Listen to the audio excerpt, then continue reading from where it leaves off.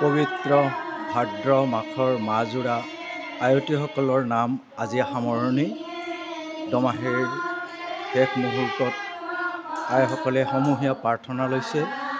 শ্ৰী শ্ৰী জগন্নাথ মহাপ্ৰভুই যাতে জগত জুৰি ভক্ত বৈষ্ণৱৰ কৃপা আৰু ভকতৰ কৃপাখিনি এই নামঘৰ জগন্নাথ নামঘৰ প্ৰাংগণত সমূহ আয়তীসকলৰ যাতে ভগৱন্তৰ কৃপা হয় এইখিনিকে কামনা কৰি সেৱা প্ৰাৰ্থনা জনাইছে। কৃষ্ণ মাধৱ কৃষ্ণ মাধৱ।